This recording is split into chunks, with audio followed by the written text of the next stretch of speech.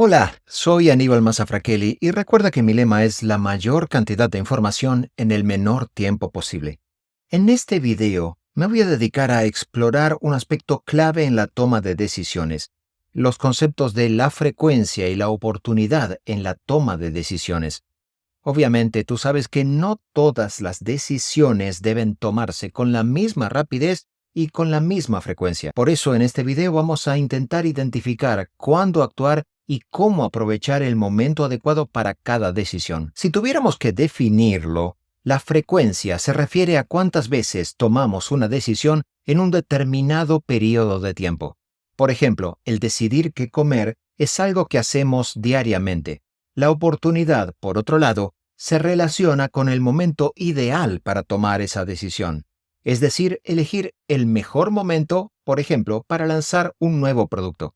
Ambos conceptos son fundamentales para tomar decisiones efectivas y, en la medida de lo posible, minimizar los errores. Existen decisiones que tomamos con diferentes niveles de frecuencia.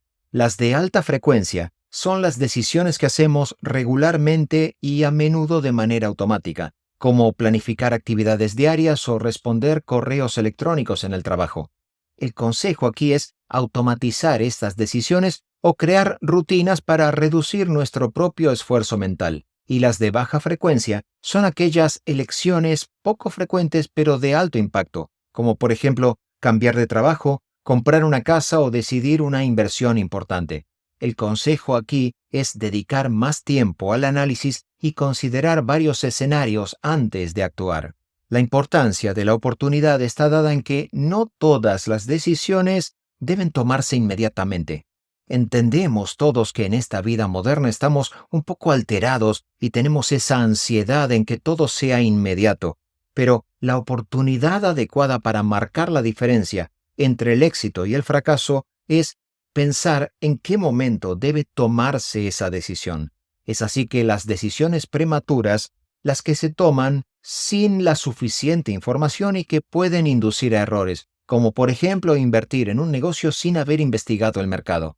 Y las decisiones tardías son las que tomas cuando tardas demasiado y también te pueden inducir a entrar en un aspecto mucho mayor de riesgo, ya que puedes perder oportunidades valiosas. Por ejemplo, no actuar rápidamente en una crisis empresarial es una decisión tardía. Lo ideal es tomar decisiones oportunas, y sé que esto es, de alguna forma, un anhelo, pero las decisiones oportunas son las que se toman en el momento justo, cuando tienes la información suficiente, pero no te paralizas analizando. Es decir, por ejemplo, aprovechar una tendencia del mercado para lanzar un producto innovador o elegir un nuevo mecanismo de inversión. Son 4 los factores que influyen en la frecuencia y en la oportunidad.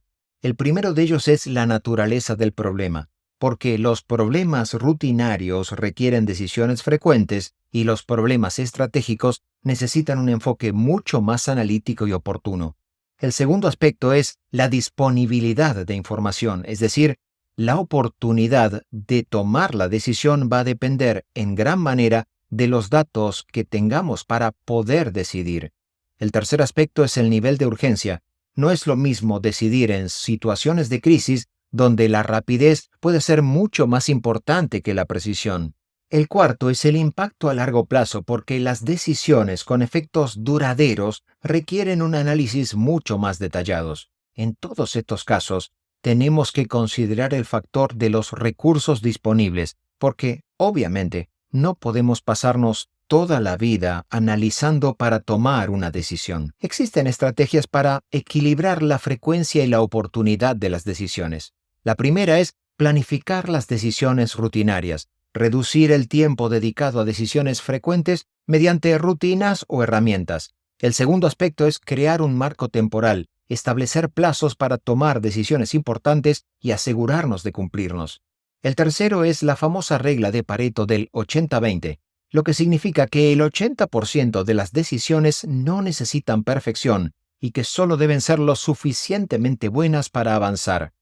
El cuarto aspecto es priorizar según el impacto, dedicar más tiempo a las decisiones críticas y menos a aquellas decisiones que tratan sobre temas triviales. Desde luego, debemos revisar y ajustar, evaluando regularmente nuestras decisiones para aprender y mejorar en el futuro. La frecuencia y la oportunidad son dos caras de la moneda en la toma de decisiones. Saber cuándo actuar y cuánto tiempo dedicarle a cada decisión puede transformar la productividad y el éxito de una persona y de una organización.